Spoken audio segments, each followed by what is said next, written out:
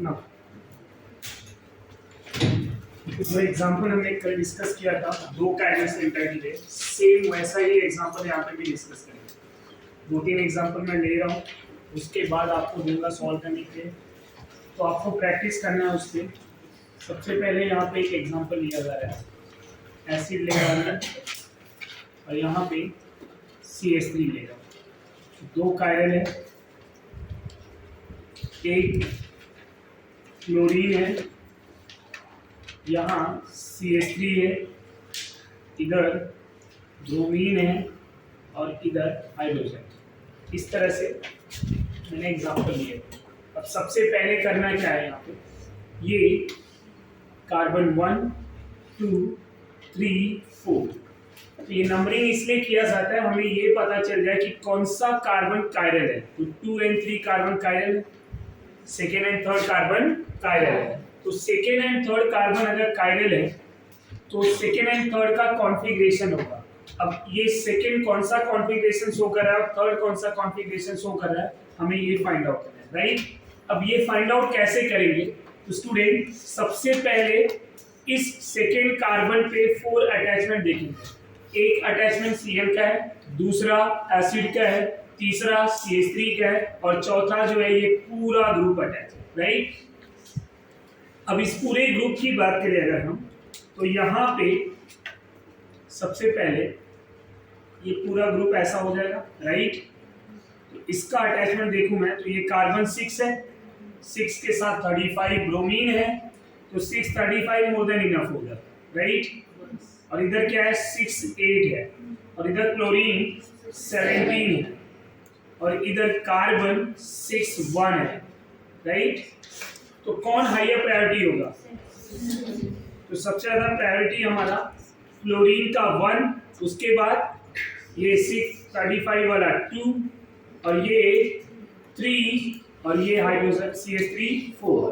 अब अगर ये 1 है और ये 2 है और ये 3 है ये 4 है, तो रोटेशन कैसे कराना है आपको, 1 से 2, 1 से 2 एंड 2 से 3 से 1। कैसा घूम रहा है ये क्लॉकवाइज, मतलब आर चेंज हो जाएगा में। कार्बन का पोजीशन 2, लिखेंगे आंसर 2। ये समझा, कोई कंफ्यूजन। अब क्या करना है, इस थर्ड वाले कायरल कार्बन का कॉन्फ़िगरेशन ढूंढना है। कैसे, सेम लॉजिक में। अब यहाँ पे ना बहुत सारे नंबरिंग दिख रहे हैं और मिक्सअप हो जा रहा है, तो हम क्या करेंगे, इसी स्ट्रक्चर को नीचे ड्रॉ करेंगे, हाइड्रोजन BrCH3 और ये पूरा ग्रुप जो है स्टूडेंट हमारा CH3 Cl COOH ऐसा लिख दिया। अब यहाँ पे ये थर्ड वाला कार्बन जो है ब्रोमीन अटैच कर रहा है, जिसका एटॉमिक नंबर 35 है, कार्बन 6 और 1 है, यहाँ हाइड्रोजन का एटॉमिक नंबर 1 है और यहाँ ये पूरा ग्रुप। समझ में आया या नहीं। अब ये स्टूडेंट कार्बन 6 है ना, 6 के साथ 17, समझ में आ रहा है, 17 के साथ और भी हैं बट 6 17। अब ये 6 1 और ये 6 17, which one is higher, 6 तो हम क्या करेंगे, ये ब्रोमीन 1, ये 2, ये 3, यहाँ 4 जाएंगे कैसे, 1 से 2, 2 से 3, 3 से 1, डायरेक्शन एस मतलब एस चेंज हो जाएगा। अब इधर क्या मिला, 2s 3r, that is your correct answer. ये समझा। अगर अब ये समझ गया, एक एग्जांपल इसलिए लिया कि कल जो डिस्कस किया था उसको रिवाइज करा, तो अब ये रिवीजन भी हो गया। अब कुछ एग्जांपल दे रहा हूं जो आप सॉल्व करेंगे, कर सकते हैं। एक एग्जांपल बहुत डिटेल में बताया आपको, बाकी के एग्जांपल मैं दे रहा हूं, आप सॉल्व करेंगे। इस टाइप के एग्जांपल आपके एग्जाम में आ चुके हैं, दो कायरल सेंटर के लिए। समझ में आ रहा है। तो सबसे पहले COCl, इधर हाइड्रोजन ले रहा हूं मैं, CONH2, इधर ड्यूटेरियम, क्लोरीन है, OH है और हाइड्रोजन।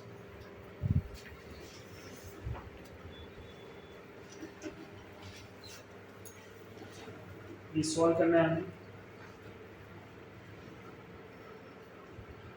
अनदर एग्जांपल की बात करता हूँ।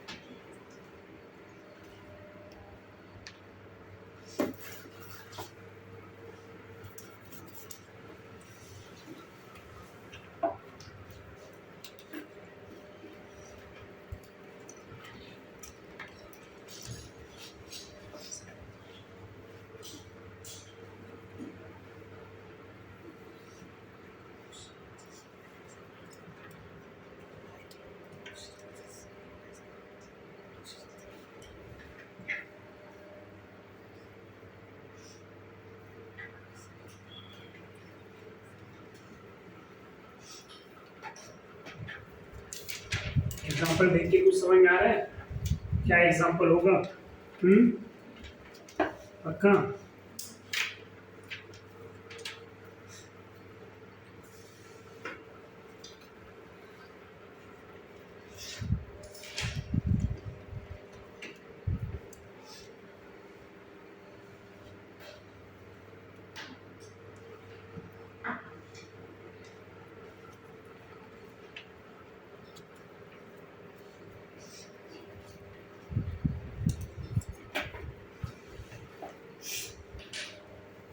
आंसर आ जाएंगे।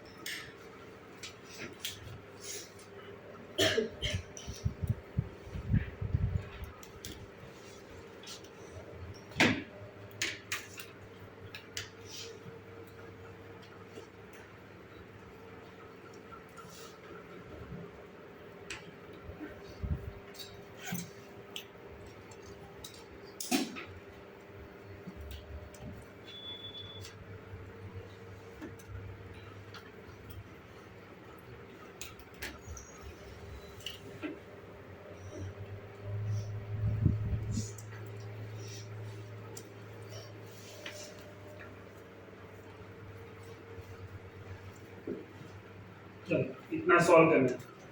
आ जाएंगे बराबर। इसका आंसर 2s 3s, इसका 2s 3s। किसी किसी को 3r भी आया है।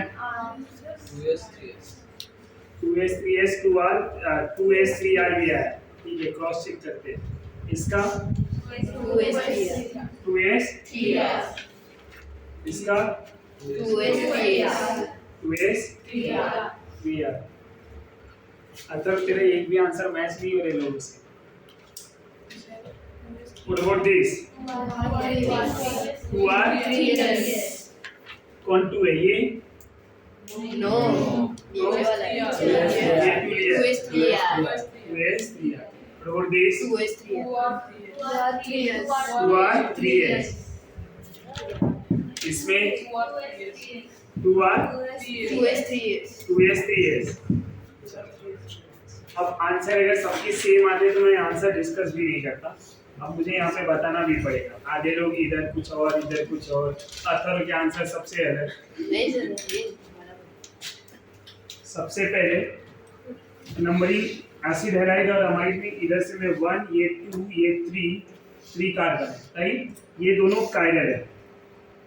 अब ये 6 के बाद 17 है, 6 के बाद 8 है और इधर भी 6 के बाद 17 है। कहानी बदल चुकी है, यहाँ ध्यान देना है। 6 17 और 8 है, इधर 6 17 8 8 है। नहीं समझा तो ओपन करके बताओ। ऐसा है ना। अब इसको क्या लिखेंगे? ये क्या हो गया? 6 17 8 8 और इस वाले कार्बन के लिए ये क्या होगा? 6 17 8 1 राइट, और इधर क्या है? 8 8। तो होगा क्या? सबसे पहले 1 प्रायोरिटी किसकी होगी? ऊपर वाले की। आया ना? ये हो गया, ये ग्रुप मेरा होगा 1, तो ये क्या होगा? 3, और ये पूरा ग्रुप जो होगा ना, ये इसके लिए होगा 2, और ये 3, ये 4। ये 2 क्यों हुआ वो समझ में आया? 6 17 है और ये 6 8 है। अब जा रहे हैं कैसे? Anti clockwise. एंटी क्लॉकवाइज आया क्या? एस, एस का आंसर हो जाएगा आर। तो क्या मिला मुझे? 2 R. What about this? Chlorine 1, इधर क्या है? 6 6 6 और इधर क्या है? 8, तो ये होगा 2, ये होगा 3। जाएंगे कैसे? 1 2 3, क्या मिल गया? आर। तो 2R 3R। कितने लोग का ये आंसर करेक्ट आया? पलट दिया था क्या इसको भी?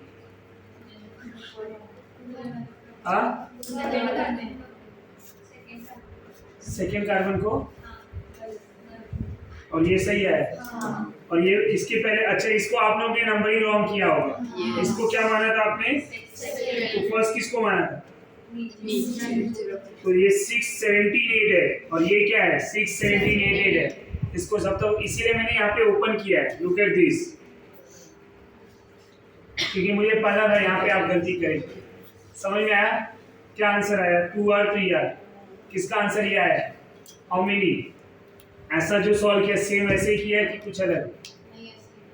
ये ओपन किया था और फिर इसको 6 17 8 दिया था। करेक्ट, जिसको ये आंसर मिला। अब कितने लोगों ने ये गलती की है समझ जाओ। तेरा कौन सा वाला आंसर सॉल्व करके हो गया? पूरा हो गया? ये आंसर आया। What about this? नंबरिंग कहाँ से? ये एसिड 1, ये कार्बन 2, ये 3 और इधर जाएंगे तो 4 5। तो 2 and 3 कार्बन कायरन। समझ में आया? सबसे पहले मैं 2 वाले कार्बन की बात करूंगा। नाइट्रोजन 7 होता है, ये 1, इधर 6 8 8 है और इधर क्या है? 6 17। तो ये पूरा जो बॉन्ड है ना, ये 2 हो जाएगा और ये बॉन्ड हो जाएगा 3, ये हो जाएगा 4। कैसे जा रहे हैं? क्लॉकवाइज। आया क्या? आर। आर का आंसर एस। क्या लिखूं मैं? 2S। ये तो सबको सेम आया रहेगा। What about this? थर्ड कायरन कार्बन। क्लोरीन जो है, क्लोरीन मेरा 17, तो इसका प्रायोरिटी 1। इधर क्या है? 6 7, इधर क्या है? 8, तो ये हो जाएगा 2। अब इथाइल का स्ट्रक्चर कैसा होता है पता है आपको?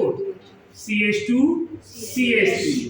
तो इसको कैसे लिखेंगे? 6 इसके लिए और ये भी 6 6 6 1 1 और इधर क्या है? 6 7 6। तो विच वन इज द थर्ड? बताइए जरा। ऊपर वाला ये थर्ड और ये क्या हो जाएगा? 4। क्या लिखूं मैं? 1 2 3 4। कैसे जा रहा है ये? Anti clockwise. तो एस का हुआ आर, तो 2S 3R। कितने लोगों का ये आंसर करेक्ट है? 2S 3R। सभी के, एक दो को छोड़ दिया जाए तो एक्सेप्शनल केसेस तो हर जगह। What about this? इसका नंबरिंग कहां से? एसिड 1, ये 2, ये 3, यहाँ 4। तो अब ये 2 and 3 कायरन हो गए। 2 and 3 कायरन। अब नंबरिंग करना है अपने को। सॉरी, नंबरिंग हो गया, अब प्रायोरिटी देना है। तो ऑक्सीजन 8 है, यहाँ ये कार्बन के साथ 17 है, तो ये वाला ग्रुप क्या हो गया? 2। एसिड 3, ये 4। कैसा जाएगा ये? Anti clockwise. तो आया आंसर क्या? 2s। आंसर को पलटेंगे क्या? नहीं। Reason lowest priority vertical plane. What about this? Chlorine 17 1। इधर क्या है? 686। इधर क्या है? 611। Which one is a 2? ये पूरा ग्रुप। और ये क्या हो जाएगा? 3। ये क्या हो गया? 4। 1 2 3 4। आंसर क्या आया? 2s 3s। कितने लोग का आंसर करेक्ट है? अत्तर से बाकी लोगों का आंसर मिसमैच हो रहा था, तो करेक्ट कैसे हो जाए? तेरा भी करेक्ट, इनका भी करेक्ट, तो मिसमैच मेरा कौन सा? करेक्ट था। तो ये लोग का रॉन्ग था। नहीं। बाकी लोग ये आंसर एक भी करेक्ट नहीं हुआ। ऐसा क्यों?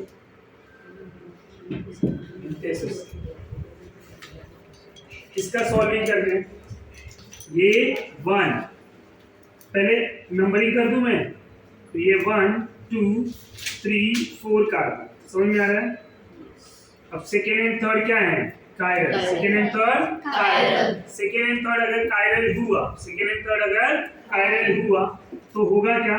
अब प्रायोरिटी देना है। ये 1 यहाँ 6 8 7 है और इधर क्या है? 6 8 8। ध्यान देना जरा। एल्डिहाइड ग्रुप CHO कैसा होगा? डबल बॉन्ड आया तो कंसीडर 2 टाइम, यस और नो? तो क्या हो गया? 6 8 8 1। और इधर क्या आएगा? 6 8 7। Which one is higher? Aldehyde. तो मैं क्या लिखूं? 1 2 और ये लिखूंगा 3। अब ये 3 है और ये 4 है। जाएंगे कैसे? 1 2 3 4।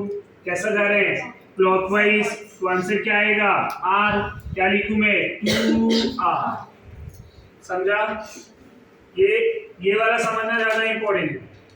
ये वाला तो मुझे लगता है बहुत सारे लोगों ने गलती की होगी, क्योंकि उन्होंने एल्डिहाइड को ओपन ही नहीं किया होगा। क्या किया रहेगा? 6 8 6 8 7 हायर कौन? गलती समझ में आ रहा है ना? ये 6 8 8 ऐसा ओपन करके बताया हुआ है। और यहाँ पे इस वाले कायल की बात करें, ऑक्सीजन 8 तो ये 1, नाइट्रोजन 7 तो ये 2, इधर भी कार्बन इधर भी कार्बन, बट ये कार्बन 16 वाला है, 6 17 और इधर 6 1। तो क्या हो जाएगा? 1 2 इधर 3 और इधर 4। जा रहे हैं कैसे? क्लॉकवाइज। ऐसे जा रहे हैं ना, तो इसको क्या बोलेंगे? क्लॉकवाइज। तो क्या मिला answer? 2R 3R। How many correct? By default 1 2 जन। ये लॉजिक जितने भी लोग लगाए रहेंगे उनका आंसर राइट है। समझ में आ रहा है? पक्का? अब इसकी बात करें तो नंबरिंग कहाँ से? एसिड 1, ये 2, ये 3, ये 4, 2 and 3 कायरल। 1 वाले ग्रुप की बात करूं मैं, ब्रोमीन 1, इधर कार्बन 6 के बाद 17 तो ये हो जाएगा 2, ये 3, ये 4। कैसे जा रहे हैं? Anti clockwise. तो क्या मिला? 2s। इधर बात करें ये 1 और इधर क्या होगा? ये 2, ये 3 और ये 4। कहानी बदल चुकी है, ध्यान देना। ये 4 तो कैसे जा रहे हैं? तो ये क्या हो गया? Anti clockwise. ये 2 क्यों लिया समझ में आ रहा है? 6 के बाद 35 है, अब ये 2s 3s। समझा? आंसर को नहीं पलटा दोनों केस में, क्योंकि aldehyde is a lowest priority. What about this? 1 2 3 4। इस वाले ग्रुप में नाइट्रोजन 7, ये 6 8 8, इधर 6 7। Which one is a higher priority? 1 2 4 और इधर 3। कैसे जाएंगे? 1 2 3। कैसे जा रहे हैं? क्लॉकवाइज। आंसर आएगा क्लॉकवाइज का R ना, R को पलटेंगे S में, तो क्या लिखूं मैं? 2s। अब इधर क्या हो जाएगा? ऊपर वाले ग्रुप में नाइट्रोजन 7, ये 1, इधर 6 7 6 8 8। Which one is higher? Aldehyde. और ये 2 तो ये ग्रुप हो जाएगा 3। तो ऐसे जाएंगे 1 2 3 4, राइट? तो ये क्या हो गया? एंटी क्लॉकवाइज एस का हो जाएगा आर, तो 2s 3r। समझा? ये कितने लोग का राइट गया है? 2s 3r। How many? No one. हाँ 6 8 इधर। हाँ क्लोरीन 17 है ना, ये 1 हो गया। अच्छा हाँ, इसको मैंने 3 ले लिया था क्या? Sorry my bad. तो ये ऑक्सीजन 2, ये 3 होगा, तो ये जाएगा कैसे? ऐसे एंटी क्लॉकवाइज हो जाएगा। हाँ नहीं, तो भी ये क्लॉकवाइज ही जा रहा है ना। ये 1 है, ये 2 है, 4 इधर है, ये क्लॉकवाइज। हाँ पर ये आर आ जाएगा, क्योंकि ऐसा ये आर आ जाएगा, वो गलती हुई। ये बराबर है, तो वहां दिमाग का ये तो ध्यान नहीं दिया होगा, जिसका माइंड यहाँ पे रहा होगा वो ये ध्यान नहीं दिया रहेगा। ये समझेगा? फिर से बताओ, समझा? इस पे आ जाए। ये कितने लोग का करेक्ट है? ये करेक्ट है ना? या फिर से बताओ, देखते हैं। ये 1 2 3 4 ले लिया, ये 1 नाइट्रोजन, कार्बन 6 8 8 है, यहाँ 6 7 है, 1 2 3 ऐसे जा रहे हैं। ये मिला क्या? आर को पलट दिया एस, इधर 1 6 8 8 और इधर क्या है? 6 7 6। Which one is higher? ये 1 2 3 ये सारा है एंटी क्लॉकवाइज, तो आया एस को पलट दिया आर में। अब इसकी बात करेंगे। 1 2 3 4 ये नंबरिंग कर दिया, प्रायोरिटी दे दें। ये 6 8 8 8 है, और इधर क्या है? 6 8 6 है। पहले जो अटैच है वो क्लोरीन तो है, बट वो 6 8 6 में आएगा, और इधर 6 1। तो ये पहले मेरा क्या हो जाएगा? ये ग्रुप 1, ये पूरा ग्रुप 2, ये ग्रुप 3 और ये 4 जा रहे कैसे? Anti clockwise. तो क्या मिला? 2s। अब 3 के लिए क्या होगा? ये OH 1, ये क्लोरीन 6 17 और ऐसा कुछ नहीं, ये 2, ये पूरा ग्रुप जो हो जाएगा 3 और इधर ये 4 1 2 3। ये कैसे जा रहे हैं हम? एंटी क्लॉकवाइज मतलब एस का आंसर सर क्लॉकवाइज। अच्छा क्लॉकवाइज है, तो ये आया आर का आंसर एस, तो 2s 3s। कितने लोग का ये आया आंसर? अथरो एट द एंड राइट हो गया। ये समझा? नीचे कर दिया था पूरी नीचे। इतना कॉपी कर लो, क्रॉस चेक कर लो।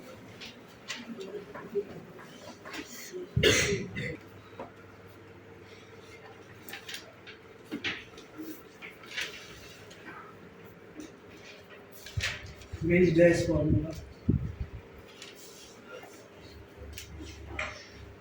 अब वेज डैश फॉर्मूला में क्या कैसे कैलकुलेट करेंगे उसकी बात करेंगे। यहाँ पे 3 डायमेंशनल स्ट्रक्चर यूज किया जाएगा। अब 3 डायमेंशनल स्ट्रक्चर में हम सबसे पहले इस तरह से, राइट, ये 3D स्ट्रक्चर होगा। यहाँ पे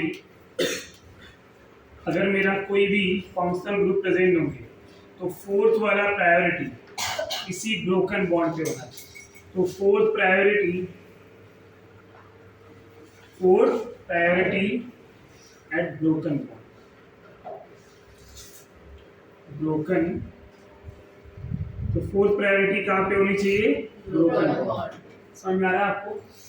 सबसे पहले कोई भी एग्जांपल लेंगे, रूल्स वही रहेगा, रूल्स एक ही डिफरेंट है। कौन सा? Lowest priority present at broken bond. दूसरा ये कि अगर लोवेस्ट प्रायोरिटी कहीं और प्रेजेंट हुआ तब क्या करना है आपको? तब ऐसे केसेस में ग्रुप को इंटरचेंज करना है, और 2 बार। तो मिनिमम कितनी रोटेशन कराने हैं इंटरचेंज करने के लिए? 2। तो अगर मैं यहाँ पे सबसे पहले लोवेस्ट प्रायोरिटी ब्रोकन बॉन्ड पे ले रहा हूँ, कोई एक एग्जांपल ले लूँ, समझ में आ रहा है? ऐसा एक एग्जांपल लिया। अब इनके प्रायोरिटी की बात करें तो क्लोरीन 1, ऑक्सीजन 2, कार्बन 3, हाइड्रोजन 4, ये प्रायोरिटी दे दिया। अब ये जो फोर्थ प्रायोरिटी है कहाँ पे प्रेजेंट है? ब्रोकन बॉन्ड पे। तो हम जाएंगे कैसे? ये वहीं पे रहना भी है तो इसको यहीं पे रहने देंगे। 1 से 2, 2 से 3, 3 से 1। डायरेक्शन कैसा हो रहा है? Anti clockwise. तो आंसर आएगा ये, समझा? दूसरे एग्जांपल की बात करेंगे।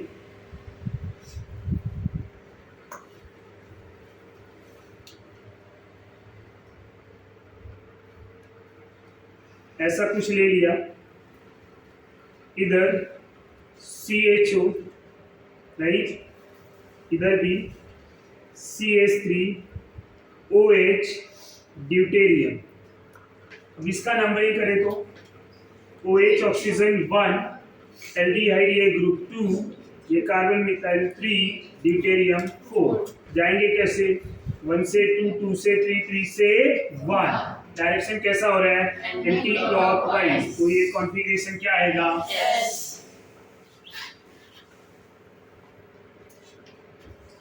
अब मैं ऐसा कायरल कंपाउंड लूंगा जिनमें लोवेस्ट प्रायोरिटी ब्रोकन बॉन्ड पे नहीं रहेगा।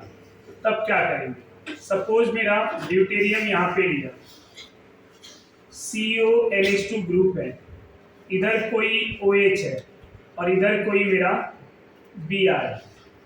ये 4 ग्रुप हो गए। सबसे पहले क्या करना है? ये D को इधर लेके आना है, राइट? तो अगर मैं इन दोनों को इंटरचेंज कर दूं तो ये फर्स्ट रोटेशन हो जाएगा, और मैं चाहूं तो यहाँ पे सेकेंड भी करा दूं। तो फर्स्ट एंड सेकेंड एक साथ कर लेते हैं, डायरेक्टली फाइनल लिख दूं मैं।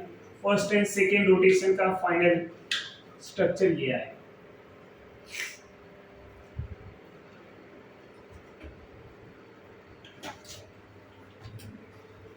अब होगा क्या? Br ऊपर, CONH2, इधर क्या आएगा? OH, इधर D। अब इनकी प्रायोरिटी की बात करें, ब्रोमीन 35, ऑक्सीजन 8, कार्बन 6, ड्यूटेरियम, ये फोर्थ प्रायोरिटी है। ये यहां से ऐसे जाएंगे, क्या मिल रहा है? कॉन्फ़िगरेशन इज R, समझा? अब दूसरे एग्जांपल में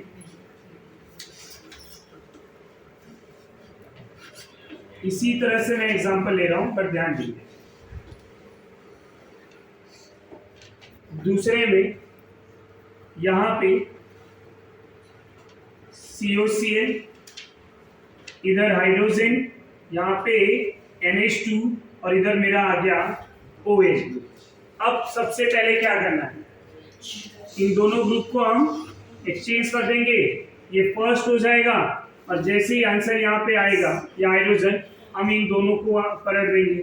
तो सबसे पहले ये, फिर, समझ में आ रहा है? तो फाइनल इंटरचेंज क्या होगा? COCl इधर आएगा, यहाँ पे फिर क्या आएगा? ब्रोकन बॉन्ड पे हाइड्रोजन, ये ग्रुप को इंटरचेंज कर लिया, तो अब ऑक्सीजन 8, नाइट्रोजन 7, कार्बन 6 और ये हाइड्रोजन। तो अब क्या हो जाएगा? 1 2 3 4। क्या मिला मुझे? Anti clockwise. एंटी क्लॉकवाइज में क्या आएगा आंसर? Sorry, clockwise. तो क्लॉकवाइज में आंसर क्या मिलेगा? ये सब संगत का असर है। ये क्या मिला? R, क्योंकि डायरेक्शन कैसा जा रहा है? क्लॉकवाइज, जो घड़ी की तरह चलता हो।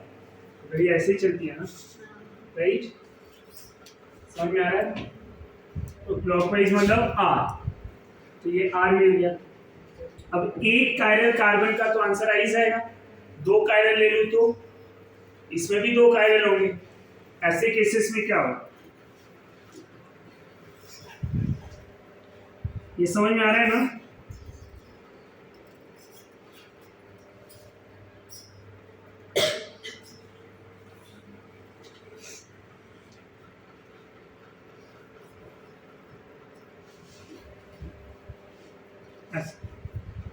COH group hydrogen, NH2, CHO group Cl deuterium.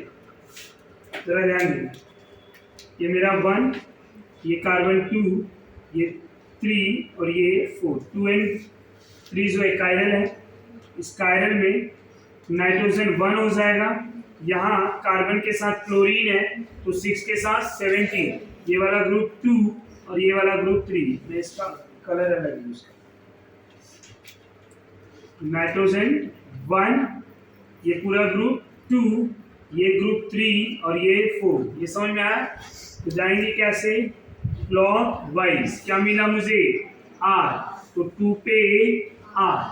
अब इनकी बात करें, क्लोरीन 17 1, कार्बन जो है 6 है, 6 के साथ 7 और 6 है, इधर क्या है? 8 8। विच वन इज 2? ये एल्डिहाइड। Which one 3? ये पूरा ग्रुप। Which one is 4? ये ड्यूटेरियम। जाएंगे कैसे? 1 से 2, 2 से 3, 3 से 1। कैसे जा रहे हैं हम? क्लॉकवाइज, मतलब R। लोवेस्ट प्रायोरिटी किधर है? ब्रोकन पे। तो आंसर क्या होगा? 2R 3R। समझा? कोई कंफ्यूजन? अब अगर लोवेस्ट प्रायोरिटी ब्रोकन पे नहीं रखा तो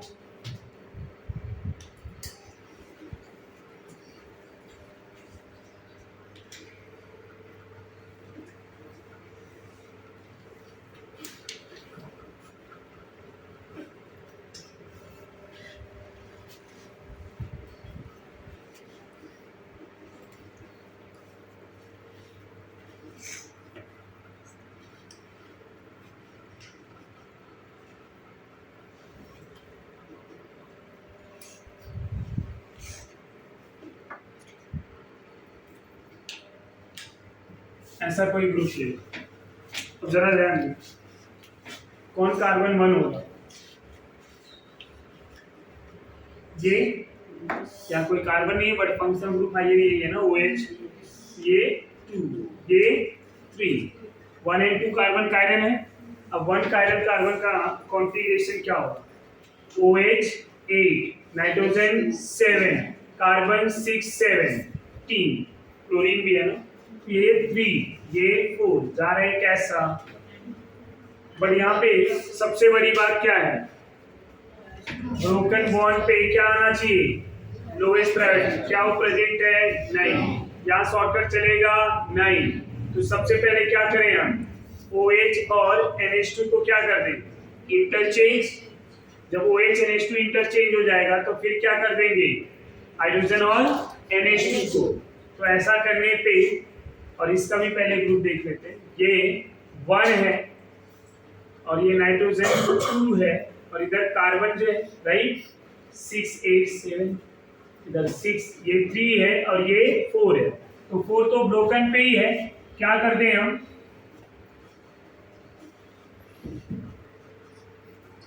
खाली ये वाले ग्रुप पे ध्यान दीजिए।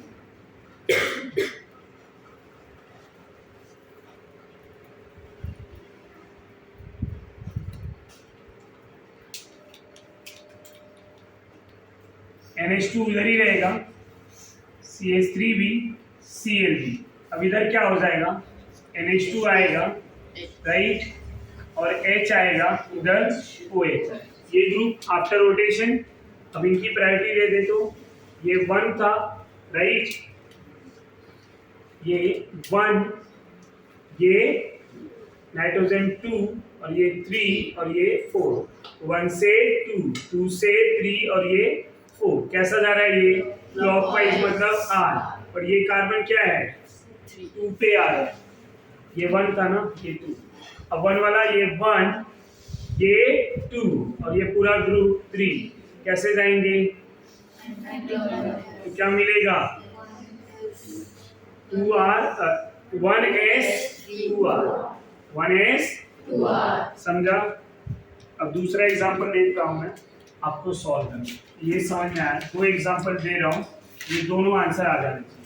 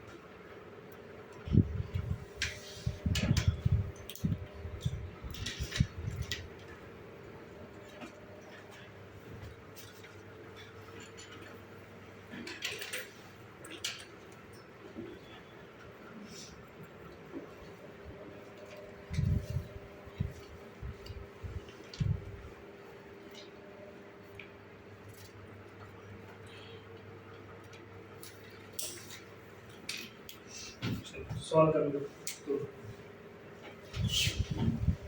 Topic इनएंशियोमर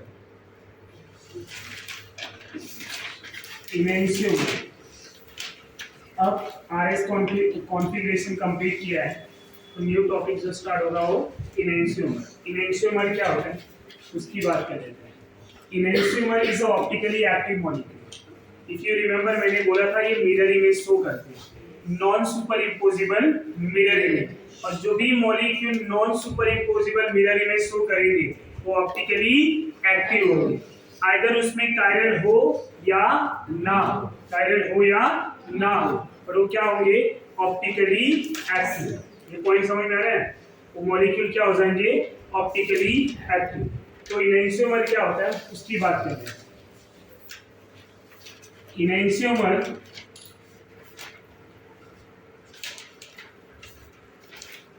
is an optically active molecule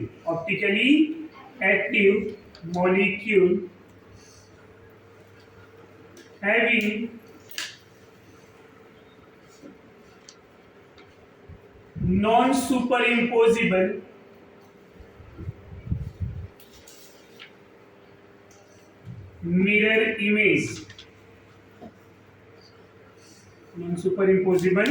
mirror image, इनका मिरर इमेज कैसा होगा non superimposable, having non superimposable mirror image. इनका एक एग्जांपल लेता हूं मैं, लैक्टिक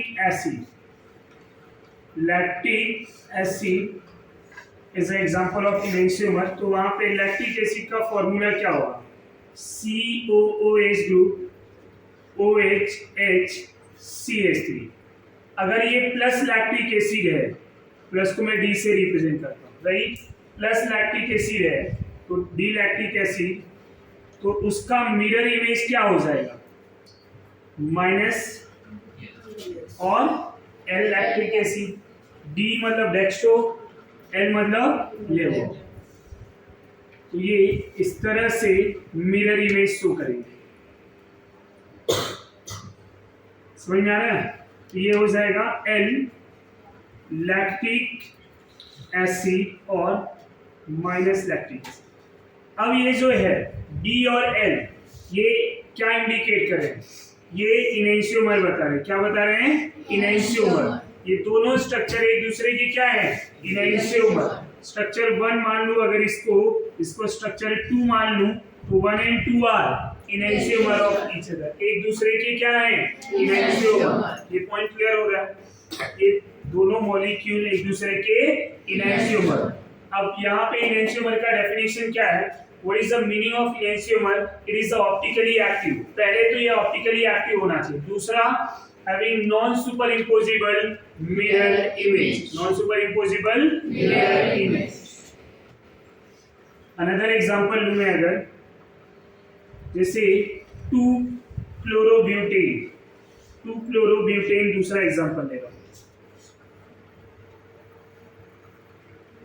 तो इसका स्ट्रक्चर हमें पता होना चाहिए। ये CH3, ये CH, ये Cl, CH2, CH3, ये 2-chlorobutane हो गया। अब इस कार्बन पे ये CH3 मिथाइल ग्रुप है, इसको मैं क्या लिख सकता हूँ एक साथ इथाइल, एक हाइड्रोजन और एक क्लोरीन। तो इसको अगर मैं रिप्रेजेंट करूँ तो ऐसे लिखूंगा इथाइल, राइट, मिथाइल, ये क्लोरीन और ये हाइड्रोजन। समझा आपको? तो इसका मिरर इमेज जो बनेगा वो इस तरह से बनेगा, इथाइल, मिथाइल, क्लोरीन, हाइड्रोजन। तो ये एक दूसरे के structure 1 and 2 are mirror image, 1 and 2 are mirror image of each other, and that's why 1 and 2 are enantiomer. Structure 1 and 2 are enantiomer. ये पॉइंट क्लियर हो रहा है, समझ में आ रहा है सबको ना? आफ्टर enantiomer हम बात कर लेंगे डायस्टीरियोमर।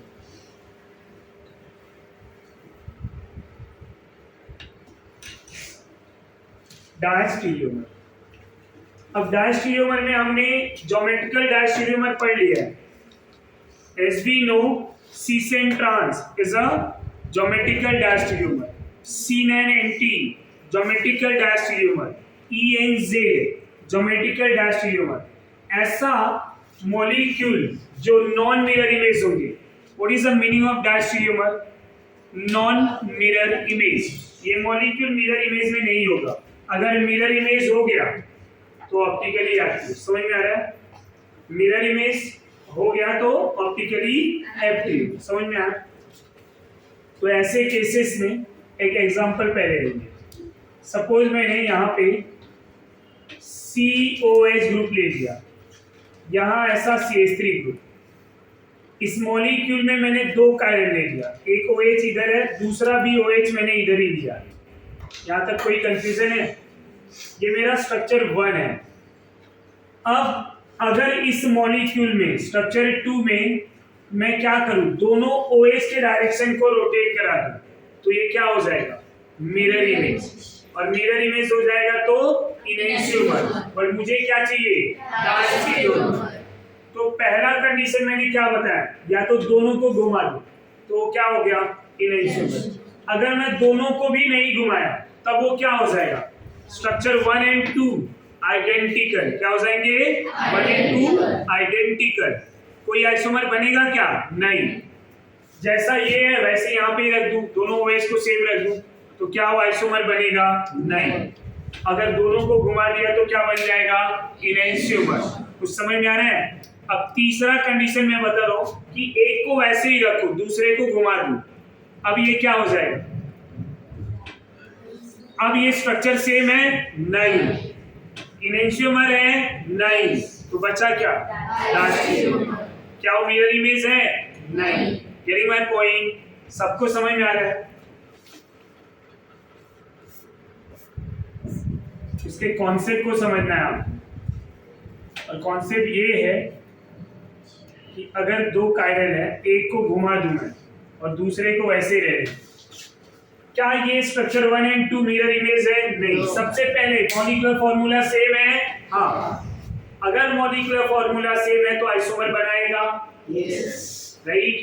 बट क्या ये मिरर इमेज शो कर रहे हैं? नहीं। तो क्या ये इनेंशियोमर होगा? नहीं। क्या ये आइडेंटिकल होगा? नहीं। आइडेंटिकल के लिए डायरेक्शन भी सेम होनी चाहिए। अब ये बचा क्या? It is a diastereomer. It is a diastereomer. तो structure 1 and 2 are diastereomer. Any confusion student? Diastereomer समझा आपको कि जो भी नॉन मिरर इमेज होंगी, the meaning of diastereomer, non mirror image. Non mirror image, जिसका mirror image नहीं होता उसको क्या बोलते हैं? Diastereomer. उसको क्या बोलेंगे? Diastereomer. तीसरा पॉइंट, रेसमिक मिक्सचर। तीसरा पॉइंट, रेसमिक मिक्सचर। ये सब जो छोटे छोटे पॉइंट्स हैं वो आपको बता रहा हूँ, ये ऑप्टिकल एक्टिविटी वाले पार्ट में ही आते हैं। पर रेसमिक मिक्सचर ये आपको मिलेगा कहाँ पे? ये किसी रिएक्शंस के पार्ट में मिलेगा कि वो रेसमिक मिक्सचर फॉर्म कर रहा है, नहीं फॉर्म कर रहा है, ये सब। When a reaction mixture having 50% D and 50% L, what is the D and L? Dextro and levo. Dextro and levo. जब किसी रिएक्शंस में 50% D और 50% L आइसोमर फॉर्म होंगे तो उसको क्या बोला जाएगा? Racemic mixture. अब 50-50 मिला तो उसको और क्या बोल सकते हैं? Equimolar mixture. क्या बोलेंगे? Equimolar mixture are form in a reaction known as racemic mixture. समझ में आ रहा है? Either you can write 50% D, 50% L, या फिर क्या लिख सकते हैं हम? Equimolar mixture of reaction are known as racemic mixture.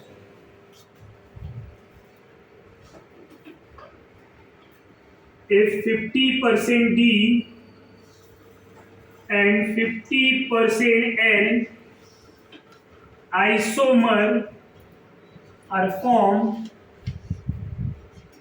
in reaction mixture,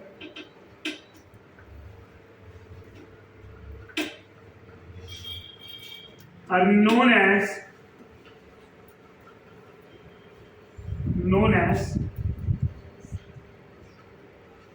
racemic उसी को क्या बोलेंगे? रेसमिक। ये समझ में आ रहा है? 50% D and 50% L isomer are formed in a reaction mixture known as racemic. अब ये जो है इसके एग्जांपल डायरेक्टली रिएक्शंस के पार्ट में हम डिस्कस करेंगे। यहाँ खाली आपको ये पार्ट ध्यान देना है और you can write like this कि इक्विमोलर मिक्सचर। समझ में आ रहा है? Equimolar reaction mixture are known as racemic mixtures। तो इक्विमोलर रिएक्शन मिक्सचर्स को भी हम क्या बोलेंगे? racemic mixtures। यहाँ तक कोई कंफ्यूजन है, कोई डाउट है? अब इसके बाद जो हमारा पॉइंट आएगा वो आएगा कि ऑप्टिकल एक्टिविटी और कौन कौन मॉलिक्यूल शो करेगा। पहले तो हमने ये डिस्कस कर लिया ऑप्टिकल एक्टिविटी मॉलिक्यूल कौन कौन शो करेगा, जिसमें POS एब्सेंट है, जिसमें COS एब्सेंट है। तीसरा जो non superimposable mirror image देगा। समझ में आया? तो ये तो कंडीशन ऑलरेडी डिस्कशन हो चुका है। तो ये सब मॉलिक्यूल हमारे ऑप्टिकल एक्टिव देंगे। जो कायरल कंपाउंड है all monochiral carbon, all monochiral carbon gives optical activity nature. समझ में आया? डाई कायरल होंगे तो क्या देखेंगे कि कंपाउंड में POS प्रेजेंट है या नहीं, COS प्रेजेंट है या नहीं, डाई कायरल के केस में, ट्राई कायरल के केस में। बट अगर किसी कंपाउंड में कायरल ही नहीं है, किसी कंपाउंड में कायरल कार्बन ही नहीं है, तो क्या वो ऑप्टिकल एक्टिविटी शो करेगा? Question mark. कि अगर किसी में कायरलिटी नहीं है, if there are no any chiral carbon, तो क्या कोई कंपाउंड ऑप्टिकल एक्टिव होगा? यस और नो? यस। बट कब?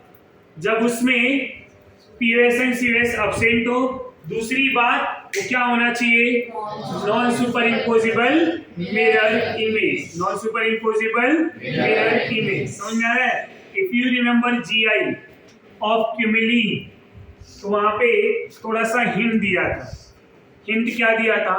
कि जो ऑड क्यूमिलीन है वो GI देता है और जो इवन क्यूमिलीन है वो ऑप्टिकल एक्टिविटी देता है। क्या वहां कोई कायरल था? नहीं। विदाउट कायरलिटी नेचर, बट फिर भी मॉलिक्यूल क्या शो कर रहा था? Optical activity. रीजन क्या है? क्योंकि वो non superimposable mirror image देगा। समझ में आ रहा है? क्या वहां कोई POS प्रेजेंट है? नहीं, वहां कोई POS प्रेजेंट नहीं होगा। समझ में आ रहा है?